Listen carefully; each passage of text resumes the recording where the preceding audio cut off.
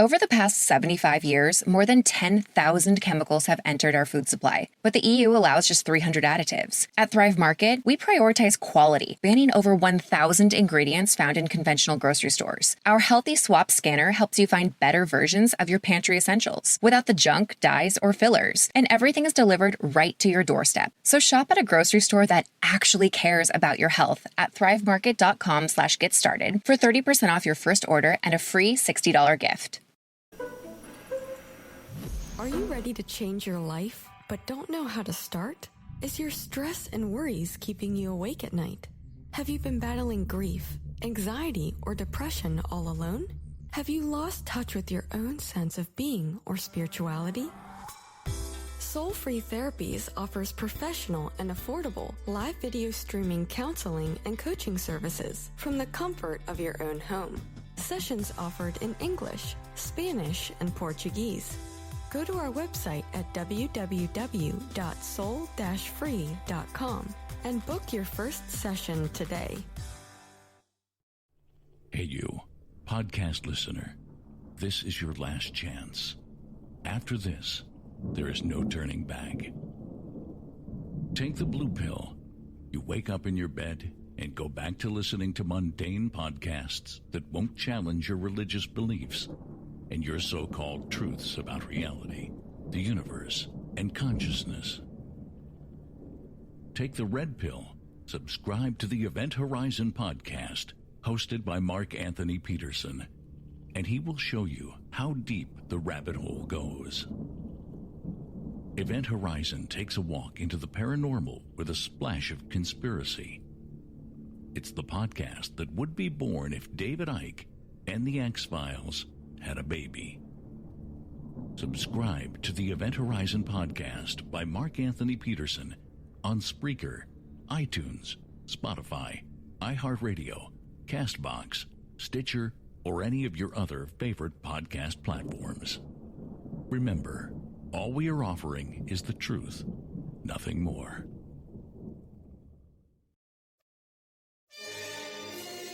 It's the Opperman Report. Join digital forensic investigator and PI Ed Opperman for an in-depth discussion of conspiracy theories, strategy of New World Order resistance, high-profile court cases in the news, and interviews with expert guests and authors on these topics and more. It's the Opperman Report. And now, here is investigator Ed Opperman. Okay, welcome to the Opperman Report. I'm your host, private investigator Ed Opperman. I'm the president of Opperman Investigations and Digital Forensic Consulting. You can find a link to my work at emailrevealer.com. You can go to emailrevealer.com and get an autographed copy of my book, How to Become a Successful Private Investigator. Emailrevealer.com, online infidelity investigations, digital forensics, locates, asset searches, adoption investigations, emailrevealer.com. This show is brought to you by CartKing.com. Now, have you thought about opening your own mobile cart or kiosk business? Perhaps your business wants to add multiple points of sale locations across the country quickly. Maybe the facility you manage could kickstart revenue by adding coffee, food, or retail services. Well, CartKing.com can be the answer to your needs. CartKing.com is a North American designer and manufacturer of the finest retail coffee, food carts, and kiosks money can buy. For 20 years, CartKing.com has been working with clients and corporations across America to provide indoor, outdoor carts, kiosks for any application, from large, heated and secure outdoor retail or food kiosks to smaller, more mobile coffee station carts, popcorn carts. CartKing.com designs and builds them all. Check out carts and kiosks are fun. There are also dozens of designs on the website. Please visit them at CartKing.com or just call 1-877-986-7771, and that's cart-king.com. You can find a link on my Facebook too. CartKing.com. And there's going to be a link to it on OppermanReport.com.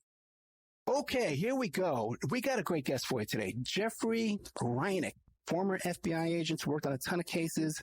The Cary Stayner case is one of the ones that has most interest to me, but the Dugar case, the little girl that was in a tent for like 10 years, 12 years, whatever, was some kind of crazy situation there. Good old Jeff Rinek. The book is called In the Name of the Children, an FBI agent's relentless pursuit of the nation's worst predators. And Jeff Rinek is the most patient man in America. Okay. I got to tell the audience, Jeff, I got to tell the audience, man. Jeff came on. We tried to tape the other day, and the internet kept popping out. People are aware we kept losing our internet connection. And Jeff was a saint. We rescheduled, and then my internet wasn't even back up. I couldn't even contact him to tell him I couldn't make the appointment. Okay, I'm sending a message. I got Vic texting him from Lake Tahoe up there. Then when I screwed up the scheduling yesterday, we screwed that up. But he's back today, Jeff Rinek, in the name of the children, the most patient man in the world. Jeff Rinek, how are you? I'm fine. Thank you, Ed. Thank you, man. Hey, listen, I really appreciate it. As a matter of fact, if you heard the voicemail I just left you, I said, if I screwed up again, just shoot me. Okay. No fourth chances for Ed Opperman. Tell the audience about yourself. Who is Jeff Rinek? Well, Ed, I was born and raised in the Philadelphia metropolitan area. My family moved out of Philadelphia proper to a Montgomery County township called Cheltenham. I attended schools there, and then I went to college in Reading, Pennsylvania at a small college named Albright. Over the past 75 years, more than 10,000 chemicals have entered our food supply, but the EU allows just 300 additives. At Thrive Market, we prioritize quality, banning over 1,000 ingredients found in conventional grocery stores. Our Healthy Swap scanner helps you find better versions of your pantry essentials without the junk, dyes, or fillers, and everything is delivered right to your doorstep. So shop at a grocery store that actually cares about your health at thrivemarket.com/getstarted for 30% off your first order and a free $60 gift. I always wanted to be an FBI agent, and after I graduated, I went to work for the FBI as what they call a clerk or a support employee, with the hope of becoming eligible to apply for a position as a special agent. 6 months after I got there, the FBI stopped that. And what I did was I went back to school at night full time and got the equivalent of a second undergraduate degree in accounting, and then applied to be a special agent accountant. And that's how I got into the FBI. My first office was the Chicago division, where I was there for about 2.5 years. After that, I transferred to the New York office, which is in 26 Central Plaza in Manhattan. I was there for 11 years. There, I met my wife, Lori, and we're going on 34 years of marriage. We have 2 sons. My older son is named Joe, and he's a mechanical engineer. My younger son, Jordan, is a police officer in the area here. And then we ended up choosing to come out to the Sacramento area to settle and raise our family. As an FBI agent, at the time I was there, predominantly 2 paths of your career. One is to do the management route, in which case you're moving every 2 or 3 years. The other is to build up enough seniority on the street that you could end up living at a field office where you want to live and bring up your family, and that's what we did. And my wife, Lori, is a fish and wildlife biologist for the U.S. Fish and Wildlife Service. She retired a few months ago. And that's who we are. We're very happy. We have a beautiful home and wonderful family. We have our first grandson who's 8 months old, and we're just very content.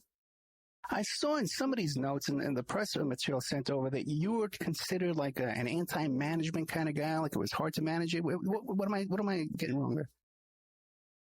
No, yeah, that's an interesting point. Throughout my career, I was, I don't want to say difficult, but a lot of times the goals and aspirations of the people in management is to get their clock punched, so to speak, and to move up to the next position. But those of us that were on the street when we're working cases, our goal is to solve the case, to do what we were hired to do. Many times in my instance, and because I have somewhat of a rebellious side to me, I would disagree with management. Sometimes I did it more in a greater sense than I should have, which was inappropriate. And as a result, I was labeled as not management friendly. I received several communications from our headquarters telling me I was not management friendly. And so, you know, and occasionally I would end up being removed from a case because I disagreed how management was working the case. Well, you've been good to me. I'm going to put a letter in your file.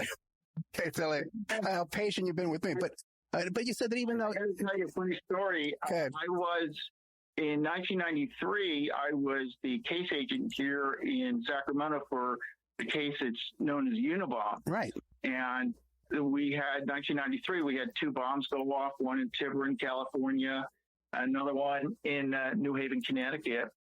And that was an example where the people in the career development program were cycling through our office. It was troubling me greatly because I felt that this was a case where someone had been killed and we needed to do what we needed to do.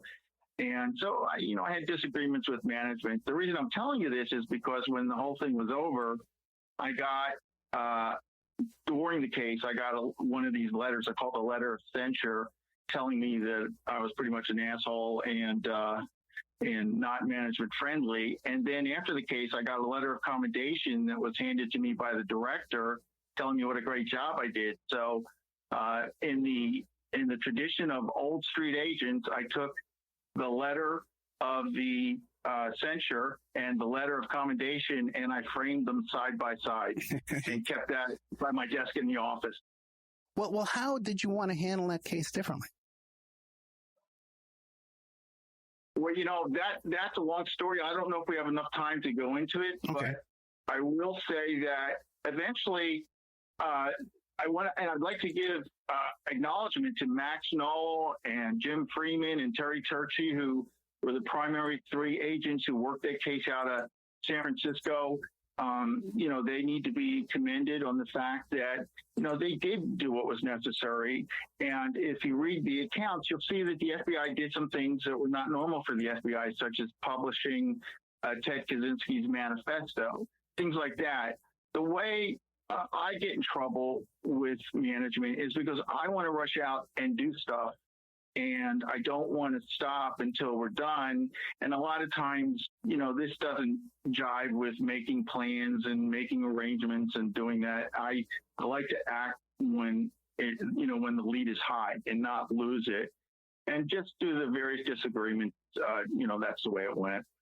Well, if you have that kind of personality, how are you handling retirement now? Well, I'm still working. In January 2012, I was summoned by a serial killer named Wesley Shermantine to come visit him on death row at San Quentin Prison. And when I took some other people with me, and he gave me the locations of several unrecovered victims that had been murdered. And since that time, I've been active working that case and trying to assist the people that are actively pursuing this case. And I'm very proud to say that in San Joaquin County, where most of this case is out of, they just elected a new sheriff named Pat Withrow, and I have high hopes that he will address the needs of the victims' families, because in my opinion, that's what comes first. Okay, very, very cool, very cool. I forgot to mention, you can meet Jeffrey Rinek at the Mystery Writers Conference. He's going to be on a panel there in San Francisco at the end of September. So keep an eye out for that. And we're going to have a link to his book, In the Name of the Children, on the Opperman Report website in our bookstore. But you can also get it over at the, the benbellabooks.com. You can catch it over there. So I guess they say in all the stuff you sent over that your most famous case, your biggest case, I guess the one you're most proud of is the Cary Stayner case. The Yosemite killer, they call him. What can you tell us about that? Anything you want to know. I just would like to say that, I've worked a lot of these cases, and it's important to note that one case is not more important to me. One victim is not more important than any other victim. What makes this case different in my life is the attention and notoriety I received because of the confession, which was considered to have come without any forewarning. It was a surprise confession, and at the time that Cary Stayner confessed, no one was really looking at him for some of the murders he confessed to. How did Cary Stayner come on the radar for that? You'd think that he would have been a suspect right away, but how did he come on the radar for investigators in the Yosemite killing? Well, why don't you first describe what the Yosemite killings were, what that series of murders were, and then we'll get into Cary Stayner. Sure. On February 15th, Valentine's Day weekend, Carol Sund, her daughter Julie, and their friend Silvina Peloso traveled from Eureka to San Francisco International Airport, where they rented a car and went to the University of Pacific, which is just south of Sacramento. They did that because Julie wanted to explore the potential of the cheerleading program. She was into cheerleading. And then after they visited the University of Pacific, or UOP, the three of them continued on down to El Portal, which is 7 miles outside the gate of Yosemite. They rented a room at the Cedar Lodge, and at some point after February 15th, 1999, they went missing. And subsequent to their disappearance, about a week after they disappeared, an insert from Carol's wallet, which had her identifying information, was picked up at a busy intersection in Modesto. And at this point, it was believed that something had happened, either by way of a car accident or an assault, we don't know, but for that wallet insert to have shown up where it did was definitely out of the norm. And eventually, the burned out car was located about 60 miles from the Cedar Lodge on March 19th, about a month later. In the trunk of that vehicle were the burned bodies of Carol Sund and Silvina Peloso. About a week after that, the body of Julie was located near at a place called Don Pedro Reservoir. And at this point, we definitely have 3 victims. They've all been murdered. And for us as investigators, I know you don't see it on the TV shows, but we care. We care when these things happen. We feel them ourselves by extension. And there was a lot of effort put into working this case. I had somewhat of a disagreement with my management again, and I was removed from this case as well. But 5 months later, on July 21st, 1999, a naturalist in the employ of the Yosemite National Park named Joey Armstrong went missing from her cabin, which was in a meadow on the park grounds. And it was in a small town named Foresta. And it was immediately noticeable that Foresta was very close to El Portal. But the FBI at that time stated that the disappearance of the naturalist was unrelated to the homicide that had occurred the previous February. And when they started conducting investigation into the disappearance of Joey, they were able to find a lot or some pieces of evidence. And there was also a witness who saw Cary Stayner coming out of the meadow where Joey Armstrong's cabin was located. And from conducting investigation at that point, they developed Cary Stayner as a suspect in the Joey Armstrong case. He was picked up Thursday, the 22nd of July, and interrogated for 5 hours by an FBI agent and a Park Service agent, but did not admit to anything. And that night, he was released through an error in the county jail. And so he was then located the following Saturday morning. And I, along with 2 of my partners, were dispatched to make contact with him where he was located at a nudist colony named Laguna del Sol. And it all flowed from there. He lived at the nudist colony? No, he didn't live there. He actually lived in the Cedar Lodge at El Portal. And after he was released from the jail, he went back to his room at the Cedar Lodge, sold off all of his belongings that he could, took the rest, and as we like to say, he was in the wind. And there was a lot of publicity given trying to locate him for contact. And from that publicity, the supervisor or caretaker at the Laguna del Sol observed him there. And he wasn't living there. He was simply visiting there. And that's when they called into the FBI office in Sacramento to advise he was there. And consequently, we were sent down and we requested that the Sacramento County Sheriff go with us. So when you go down there to the nudist colony, what kind of description did you have? Because he wasn't wearing any clothes. He didn't say what he was wearing. What kind of description did you have to spot him? Well, I don't know if you've ever seen the Pink Panther movies or Shot in the Dark with Peter Sellers. I've seen a couple of them, sure. There was a scene in A Shot in the Dark where Peter Sellers, as Inspector Clouseau, had to go into a nudist colony.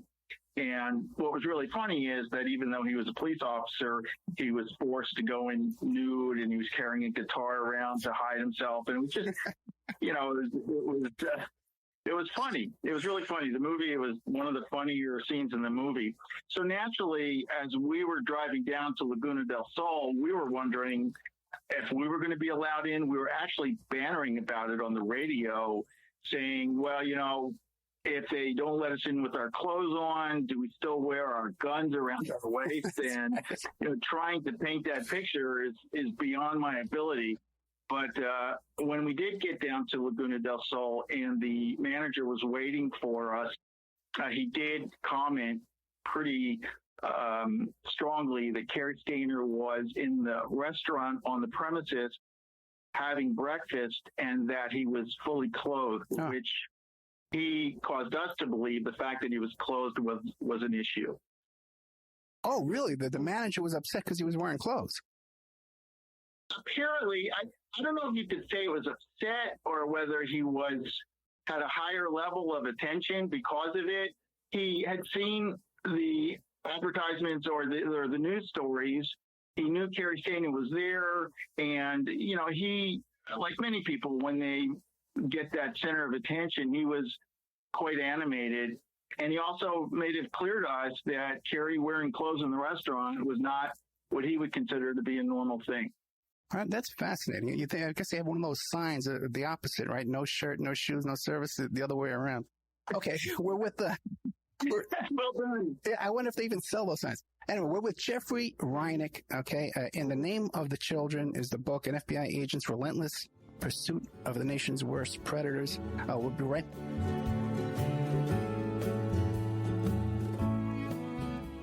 And now a word from our sponsors.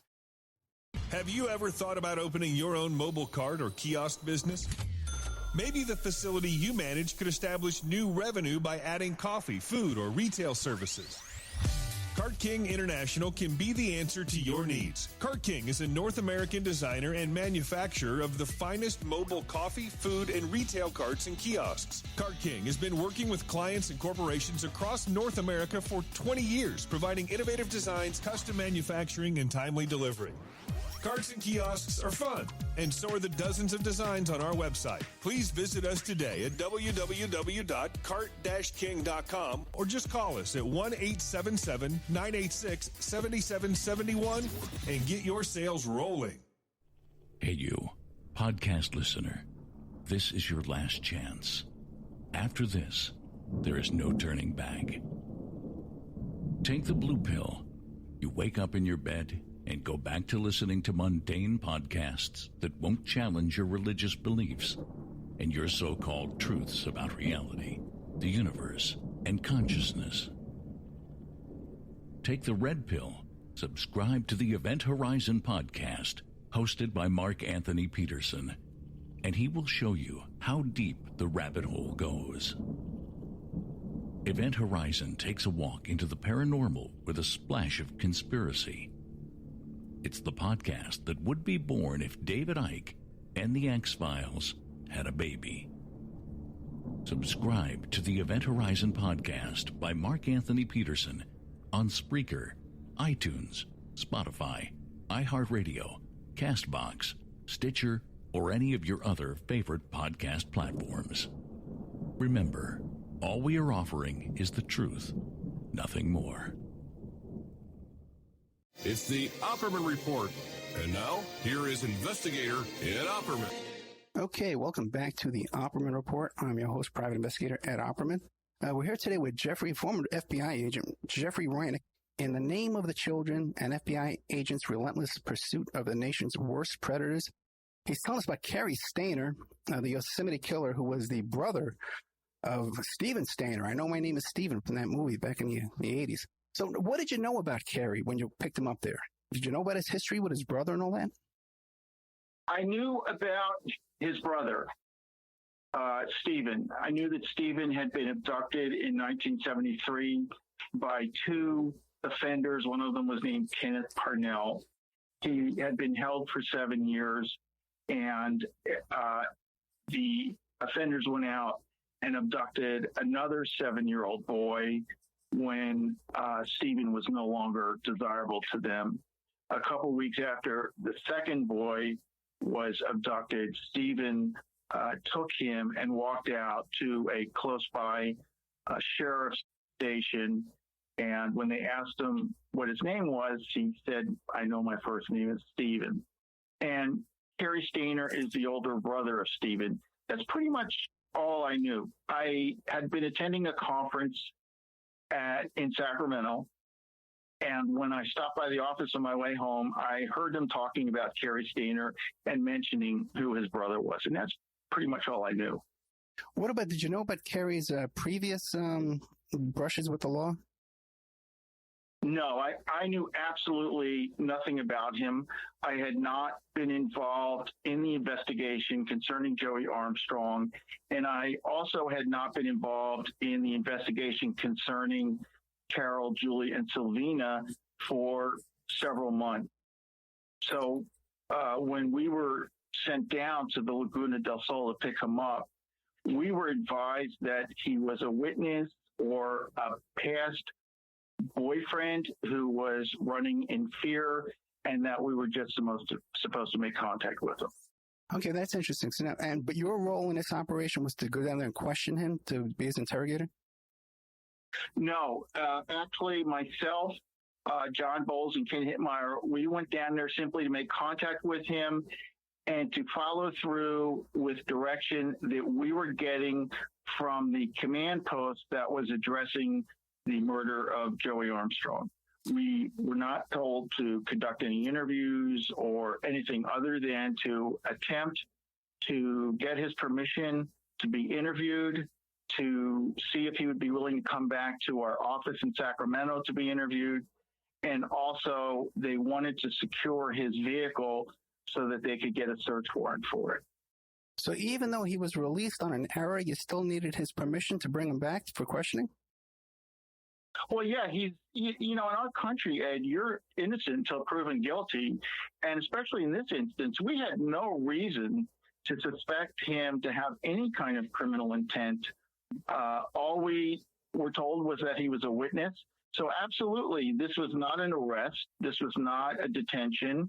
It was simply a request by us for him to come back to our office so that he could be interviewed. And we did not expect to be the ones that would be interviewing him. We just thought we would be the delivery people.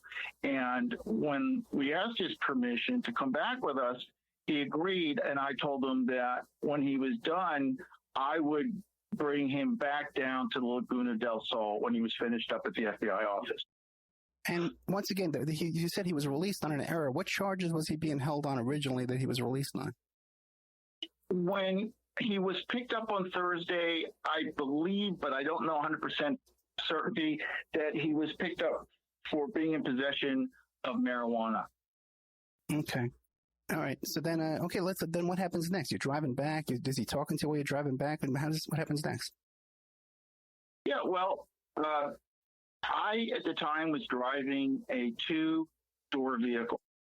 And even though we had no reason to suspect him of anything, we were not arresting him, just for officer safety, we still handcuffed him behind his back and put him in the passenger seat of my car and belted him in with the seatbelt for safety.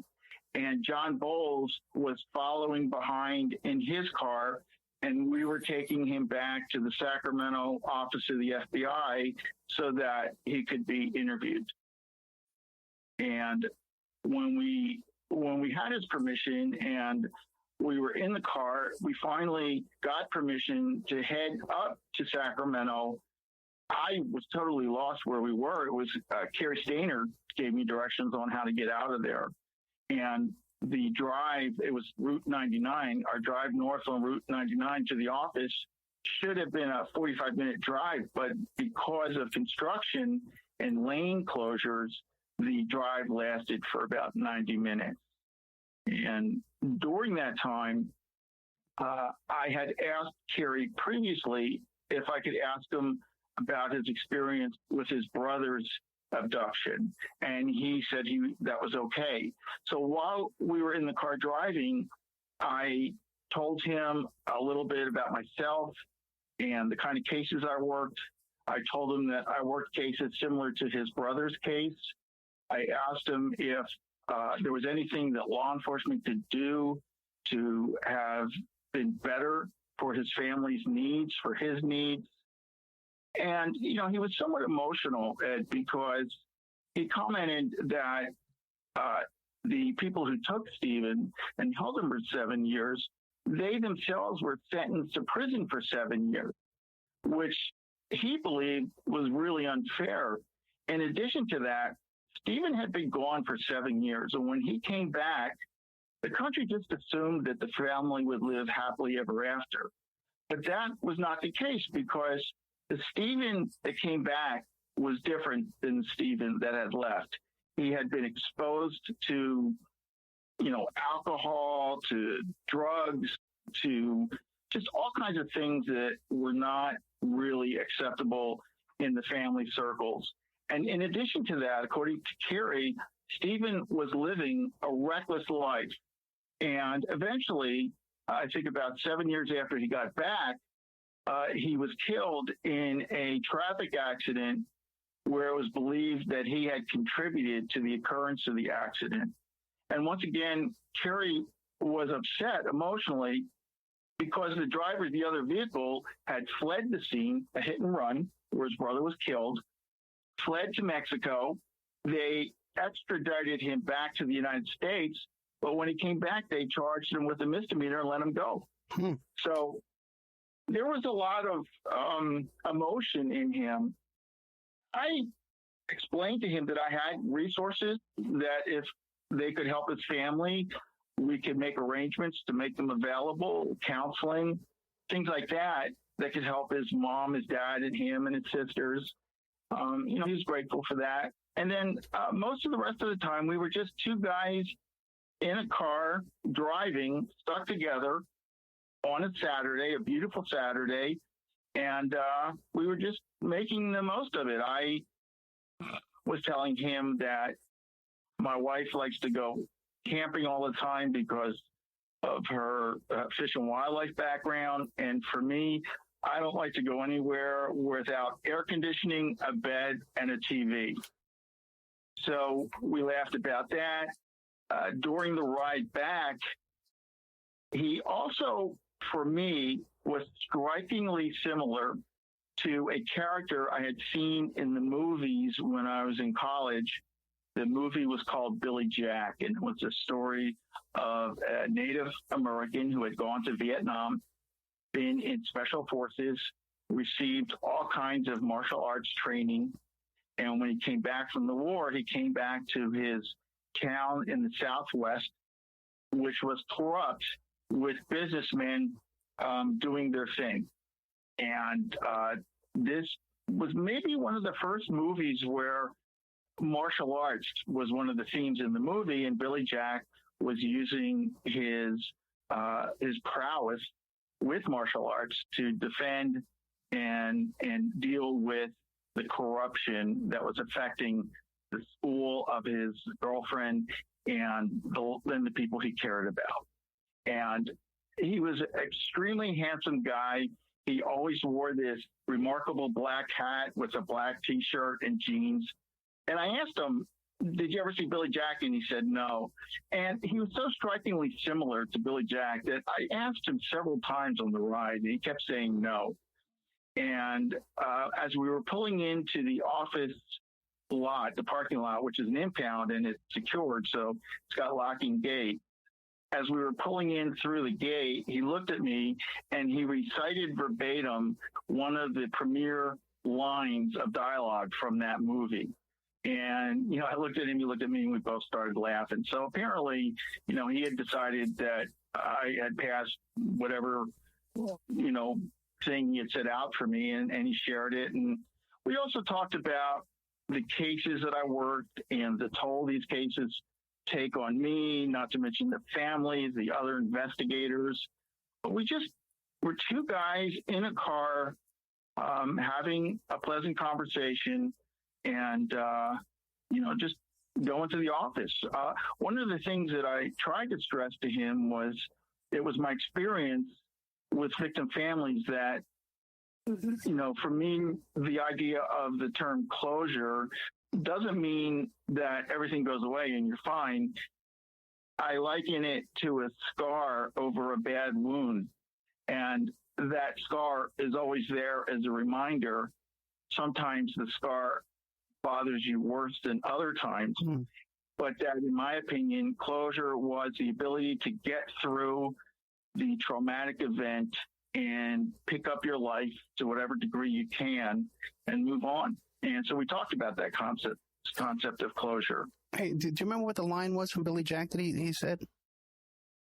Well, to the best of my memory, Ed, Billy Jack was standing in a park in town, and I think the last name of the antagonist was Posner. I forget his first name. And they're standing there, and Posner's threatening Billy Jack, and Billy Jack says to him, you know what? I'm going to take my right foot and I'm going to hit you upside your head, and there's not a thing that you can do about it. After which he does this big roundhouse kick and knocks Posner down this kick. And then, you know, the fight is on from there. And that was the line that he recited to me, which is a big line from the movie. Yeah, I remember that. I was in high school. No, I was before high school when that movie came out. I had another guest on. I think the actor is Tom Laughlin in Billy Jack. Yes, Tom Laughlin. Yeah, Tom Laughlin was a neighbor of O.J. Simpson and Nicole Simpson. And when they would have their fights and the police would come, Tom Laughlin would go over there and he would be the one breaking up the fights. He would be over there, acting as the the mediator, trying to negotiate a settlement to their fights over there. Yeah. I think, you know, when you hear on the radio the one-hit wonders, I think that Billy Jack was almost like a one-hit wonder. It was definitely a sleeper, and I think it was like one of these movies that started some type of a following, and I know they did subsequent movies, but you know, even Billy Jack itself wasn't that great, and the following movies were even worse. So I don't think it lasted very long. Yeah, the sequels were horrible, but Billy Jack was a great movie. It was a cult film, like you said at the time. Had a huge. It's so exciting for me when I meet someone else who's seen that movie. Oh no, you kidding me? We were all doing those kicks, and it was because it was junior high. We all went and bought those boots, and they were all kicking each other like lunatics. I was wearing jeans with my black T-shirt, like, you know, walking around, and, you know, just what he would do. So, yeah, it was funny. Yeah, and I was in the Bronx, so, you know, man, I stuck out like so dumb. I thought I heard a New York accent in your voice. Yeah. Well, I used to have a New York accent. I lost it. Anyway, with Cary Stayner, do you think maybe if you hadn't had that long ride with him to sit down and talk and just shoot the crap with him, that he wouldn't have confessed to you later on? You know, I believe that it contributed. I think that the time we spent together gave him an opportunity to assess me, judge me, to determine whether I would be of help to him with what only he knew he had to do. We didn't have any idea. When I was being cross-examined in the trial, and the defense attorney was prodding me frequently about the fact that institutionally there was enough information to be able to arrest him, I didn't know any of this. So I remember that during the break, the media were like screaming, how could he not have known? How could he not have known? Which is very frustrating for me because I didn't know because I wasn't told. And the whole time I was with him, I had never been told anything. The only thing I actually knew after that day was his version of the crimes that had taken place. I really didn't even know what had taken place according to the investigation. Now, during that ride, did he talk to you about the death of his uncle? Because his uncle was shot to death in his apartment, right? Yeah, we didn't talk about it there, but when we got to the office and we were once again told that he was either a witness or like an old boyfriend fleeing out of fear, we had no idea what we could interview him about. And what you learn as an old agent, which I was, is that when you don't know what to do the interview about, the best thing to do is call in the polygrapher, because the interview is the platform which the test is done. So John and I decided we would call in our office polygrapher, a guy named Cary Stayner, who is just beyond anything to describe in terms of how great he is. And I also took the initiative of ordering a pizza for us because none of us had eaten and we had taken Caarey from his breakfast. So basically, that's really all we knew. So when the first thing we did is we asked him to sign what's called an advice of rights form to acknowledge that his discussions with us were okay and that he knew his rights. And then because we didn't know what to ask him about, we simply did a biographical interview.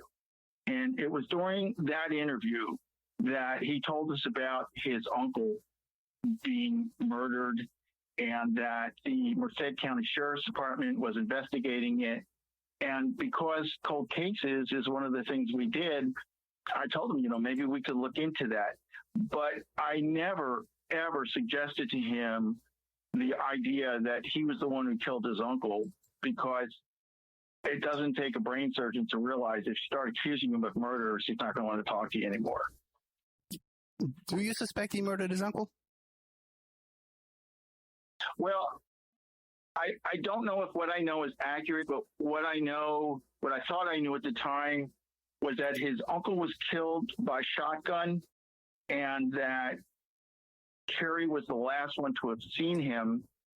And I believe that when Caarey started talking to me about what he had done, he mentioned that his uncle had molested him.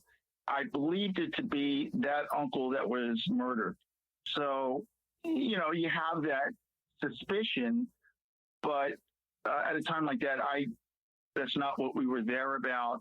And he had initiated the contact with me. And so I didn't ask him about his uncle. Okay. And right, later on, he did say, though, that his uncle had molested him. Now, what about, and when he was 7 years old, no, when Stephen was 7 years old, the same time Stephen was being abducted is the time when he was being molested by the uncle. Now, what about, did he mention all the history of his family? He had a very bizarre family, right? A lot of sexual, I think even the father was a creepy guy, used to talk about sex to other people and stuff.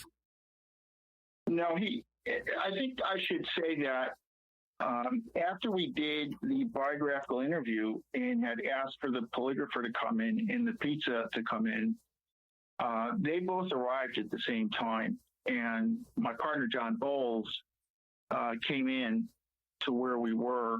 and said, hey, the pizza's here, the polygrapher's here, what do you want to do first? And at that point, Cary said, well, I want to skip the polygraph and I want to speak to Jeff alone. So at that point, we took him back to the original room we were interviewing him in. And I went out to see my other partner, Ken Hittmeyer, who was the acting supervisor, and asked him for guidance. And Hitman said, just, go in and see what he wants. And when I walked into the room, he was sitting in a chair. He had his head in his hands. He was kind of looking off into the corner. I walk in, I said, what's up? And he said, I'm a bad person. I've done really bad things. He just was describing himself in very negative, detrimental terms. And I said to him something that I believe, and I say to others, and that is that good people do bad things all the time. It doesn't necessarily mean that that person is a bad person. What's important is to understand why a good person would do a bad thing. And that's what I explained to him we needed to go. And he told me that through several more minutes of talking to him, and I was exiting the room to see Ken Hittmeyer to get guidance from him. And eventually what came out of this is that he said he could give us closure about the case we were there, which was Joey Armstrong. And at the time, I didn't know Joey's name. And he also said there was more. I didn't know what he meant by that. I was suspecting, like you're bringing up, that it might have been his uncle that he wanted to talk about. Right. And when I finally asked him, what do you mean by more?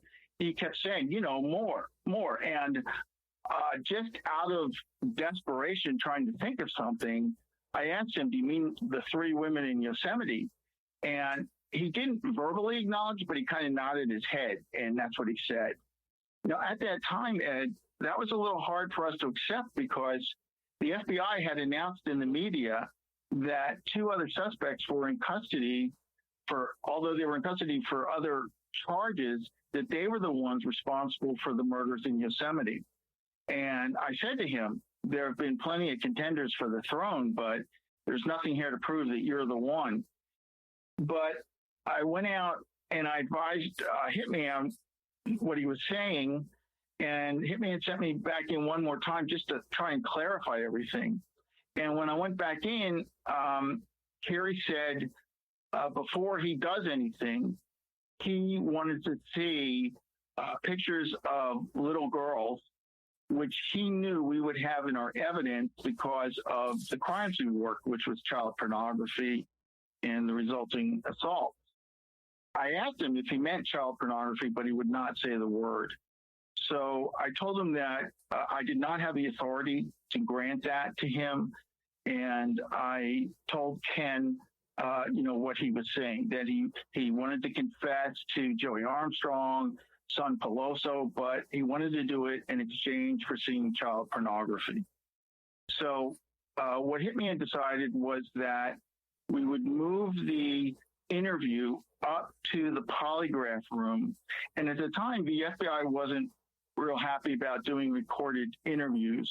And so they had to adapt the room next door, the observation room, so that they could record the audio and the video of the interview. So they moved Cary and I up there.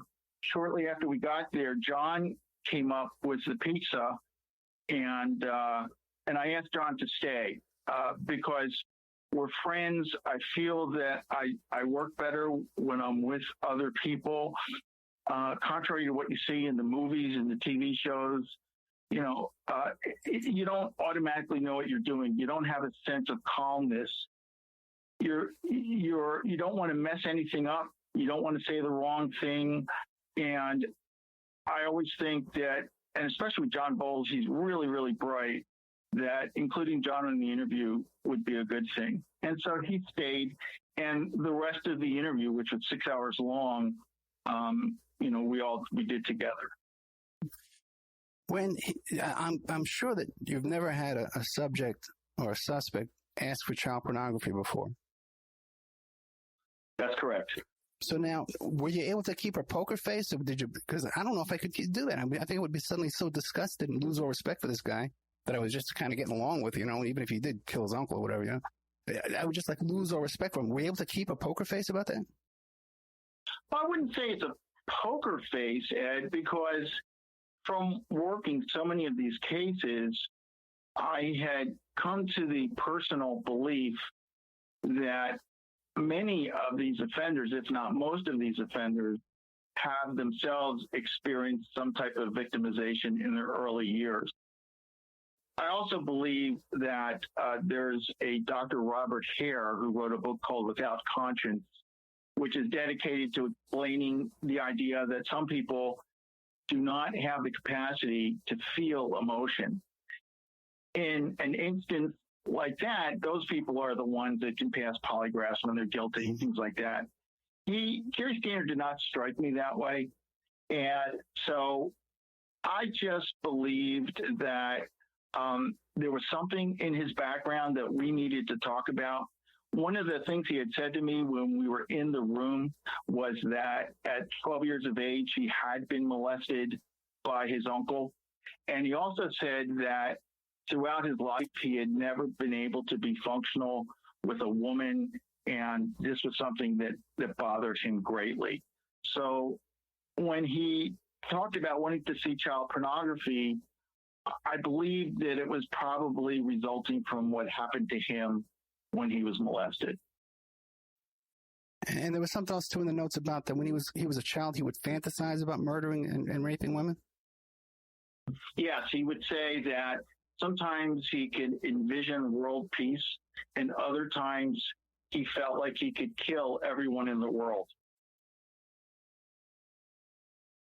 When he was asking you for the child porn, was he shameful? Was he embarrassed that he was asking for this? How did he even get the words out? Well, that's interesting. It's a great question, Ed, because he didn't ask for child porn. Right. He asked for pictures of young girls. And when I said to him child pornography, he would not say the word pornography. And I took that to believe that he was ashamed of what he was asking for, but that what he wanted was something he wanted more that had a greater value to him than the degree of shame he would feel. Okay, we only have a couple of minutes before the break. There was something else in these notes about confirmation bias. Does that come into play now, or is that something we should tackle after the break? I'm not sure what confirmation bias is. Okay, let me see if I can find it in your notes here. It's something about, where is this here? Oh, you talk about confirmation bias, especially in regards to the Yosemite murders. What is it, and why do you call, how can it affect investigations?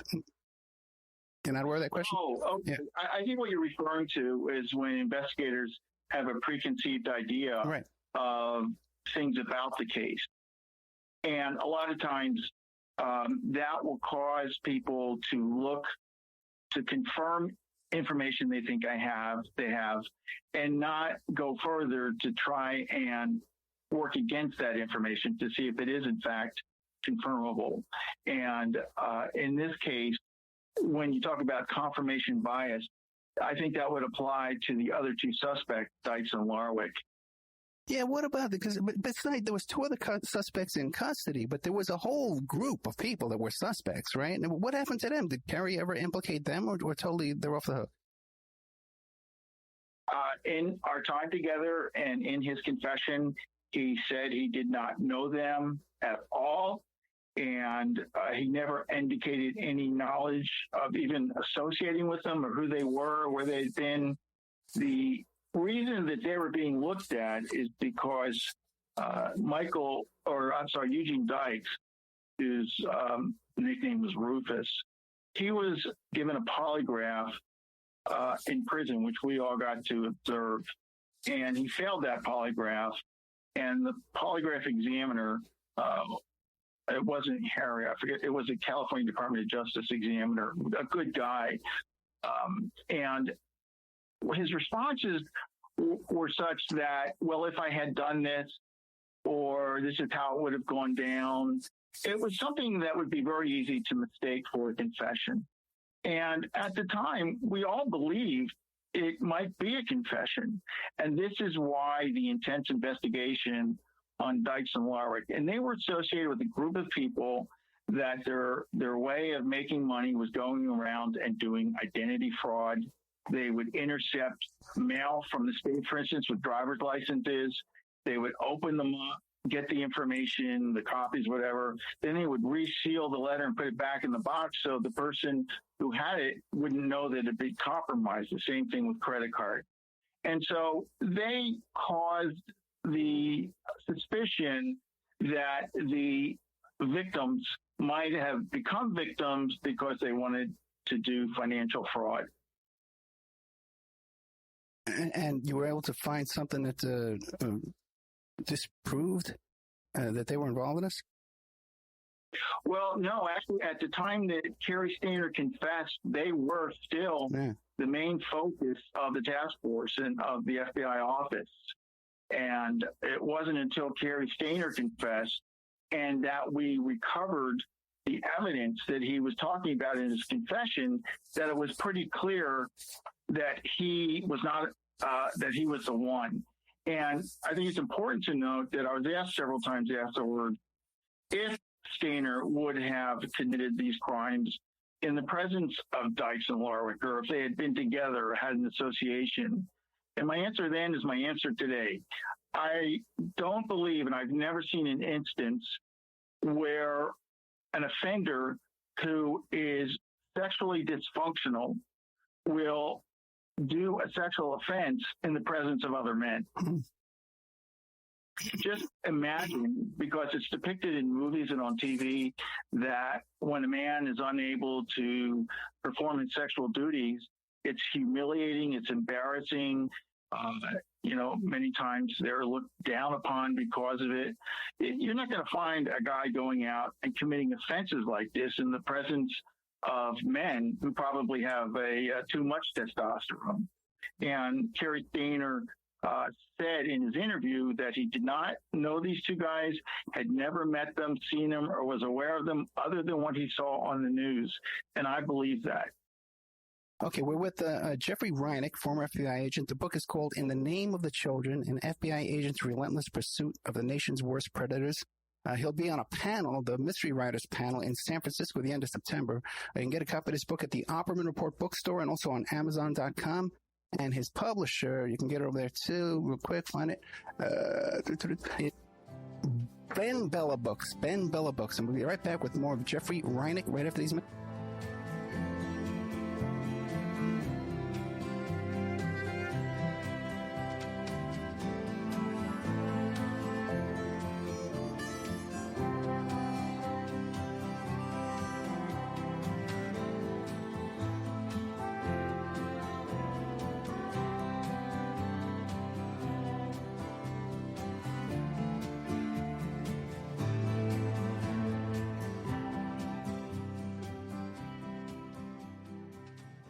emailrevealer.com.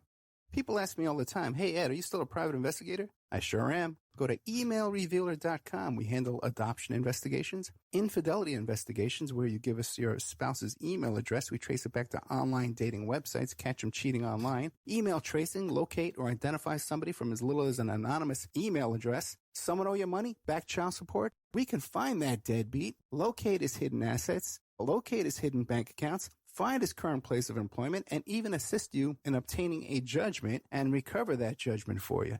Emailrevealer.com. Digital forensics, computer forensics, cell phone forensics, recover deleted text messages. Create a report that you can use in court. Emailrevealer.com, 800-572-9762. OppermanReport.com. Hey, do you like what you're hearing? Do you like the work that you see us doing here at Opperman Report? You can support that work by becoming a member at OppermanReport.com. And as you have access to over 200 exclusive shows and interviews that you can't find on YouTube or Spreaker or iHeart or iTunes or KYAH. You can't find them anywhere else online, exclusive to our member sections, to our members. Also, too, there's images, videos, documents, court docs, a lot of content there at OppermanReport.com. And it's the memberships that support the Opperman Report and allow us to play these shows for free on Friday nights and Saturday nights on all the stations you hear us on. You can also make a donation at OppermanReport.com. If you want to support the show and become a member, I can give you a discount. I'll give you 13 months for $65 if you email me directly at OppermanReport@gmail.com. And don't forget, you can hear your ad played here on the Opperman Report, reach hundreds and hundreds of thousands of people on a daily basis because the show is repeated every day all over the world. Contact me at OppermanReport@gmail.com and I'll give you a good deal on advertising rates.